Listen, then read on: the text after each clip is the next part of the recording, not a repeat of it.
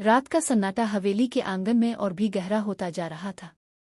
चारों तरफ बस ठंडी हवाओं की सरसराहट और दिल को दहला देने वाली बेचैनी थी। हवेली के बड़े हाल में मायरा अकेली बैठी थी, इसकी आंखों में आंसू थे। वो खामोश थी मगर दिल चीख रहा था। उम्मी, आप कहाँ हैं? कई दिनों से मायरा अपनी माँ अभीरा को याद कर रही थी। इसका दिल तड़प रहा था। इसे समझ ही नहीं आ रहा था कि आखिर उम्मी अचानक क्यों गायब हो गई। बचपन से ही इसने सीखा था कि चाहे दुनिया बदल जाए मगर माँ का साथ कभी नहीं छूटता। लेकिन इस बार सब कुछ उलट हो गया था।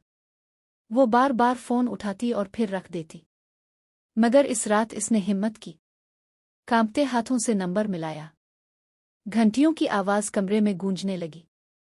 उठाओ ना उम्मी, प्लीज उठाओ, ओ मायरा बड़बड़ाई। कॉल मिल गई। दूसरी तरफ किसी ने कॉल रिसीव तो की लेकिन कोई आवाज ना आई। मायरा ने सोचा शायद नेटवर्क की खराबी है। इसने आंखें बंद की और दिल की सारी बातें कहने लगी। उम्मी, आप क्यों नहीं आ रहे? सब कहते हैं आप ठीक हैं, लेकिन अगर सब ठीक है तो आप मुझसे बात क्यों नहीं कर रहे? मुझे आपकी बहुत याद आ रही है। मैं बहुत डर रही हूं। इसकी आवाज टूट रही थी, लेकिन इसे ये नहीं मालूम था कि जिससे वो दिल की सारी बातें कर रही है वो इसकी माँ नहीं बल्कि जेल की दीवारों के बीच कैद अभीरा थी, जिसके हाथ में काल जेलर ने जबरदस्ती दिया था। अभीरा की आंखों से आंसू बह निकले। वो चाहकर भी बोल नहीं पा रही थी। सामने जेलर खड़ा था और उसने सख्ती से कहा था, एक आवाज नहीं, वरना काल काट दी जाएगी। यूं माँ बेटी का रिश्ता इस रात सिर्फ खामोश आंसुओं और अधूरी बातों में कैद होकर रह गया।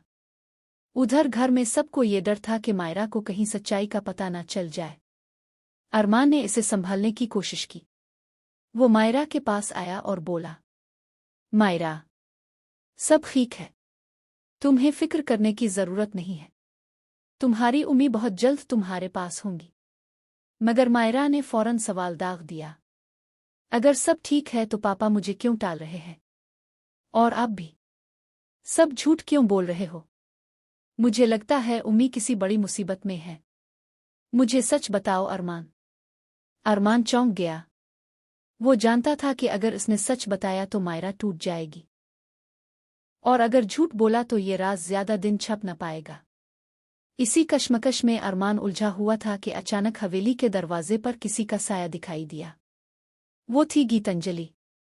गीतांजलि की चालाक मुस्कुराहट देखकर अरमान का दिल बैठ गया, क्योंकि वो जानता था कि ये औरत हमेशा मौका की तलाश में रहती है और अब शायद इसके हाथ में मायरा को तोड़ने का मौका आ चुका था। गीतांजलि आहिस्ता आहिस्ता मायरा के करीब आई और बोली, मायरा बेटा, तुम्हें पता है ना कि तुम्हारी उम्मी क्यों गायब है? मायरा ने फौरन चौंक कर पूछा, आंटी आपको पता है? प्लीज मुझे बताइए। अरमान बीच में ही बोल पड़ा, गीतांजलि जी अब प्लीज। लेकिन गीतांजलि ने अरमान को रोकते हुए मायरा की आंखों में देखा और कहा, तुम्हारी उम्मी इस वक्त जेल में है। ये सुनते ही मायरा के पैरों तले जमीन निकल गई। क्या? उम्मी जेल में? लेकिन क्यों? उन्होंने ऐसा किया? गीतांजलि ने झूठी हमदर्दी दिखाते हुए मायरा के कंधे पर हाथ रखा और बोली, तुम्हारी उम्मी ने कत्ल किया है। ये सुनकर मायरा चीख पड़ी। इसकी सांसें तेज हो गईं। नहीं, ये झूठ है। मेरी उम्मी ऐसा कभी नहीं कर सकती। आप झूठ बोल रही हैं। अरमान ने फौरन मायरा को गिले लगाया और कहा, मायरा प्लीज पुरसुकून हो जाओ। तुम्हारी उम्मी ने कुछ गलत नहीं किया। ये सब एक साजिश है। लेकिन मायरा का दिल टूट चुका था। इस रात हवेली में तूफान मच गया। मायरा बार बार रोते हुए कहती रही कि वो अपनी माँ से मिलना चाहती है, मगर घर वाले इसे रोकने लगे। इसी दौरान असल मोड़ तब आया जब अंशुमान अचानक घर लूट आया। इसकी आंखों में खौफ और चेहरे पर पसीना था। वो सीधा अरमान के पास गया और धीमी आवाज में बोला, अरमान, हमें बड़ी मुसीबत आने वाली है।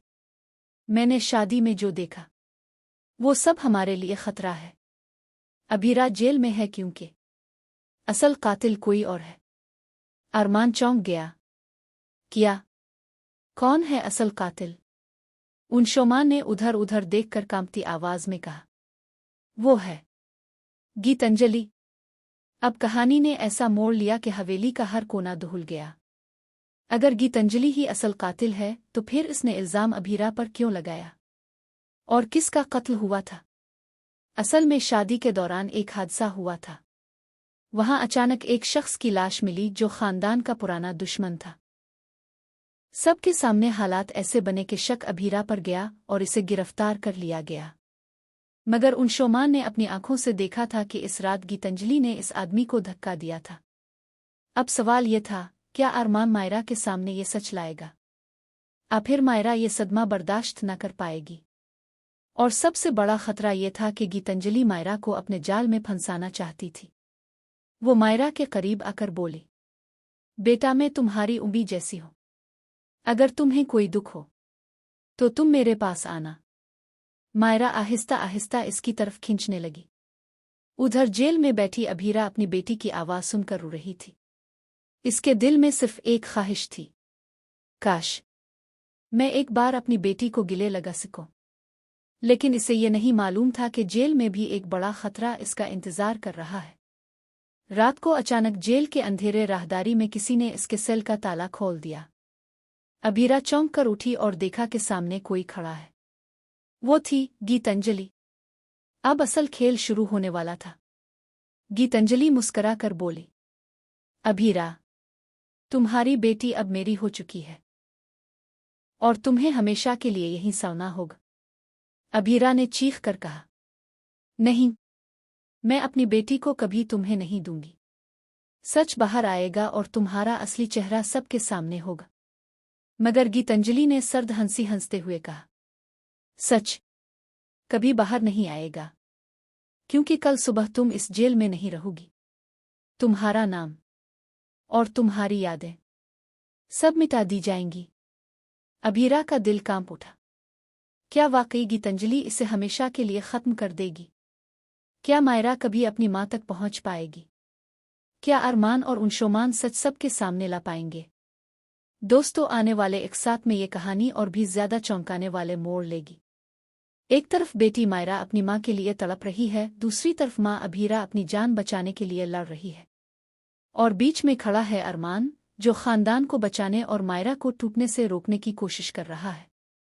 लेकिन सबसे बड़ा सवाल यही है, क्या मायरा अपनी मां तक पहुंच पाएगी या गीतांजलि जीत जाएगी?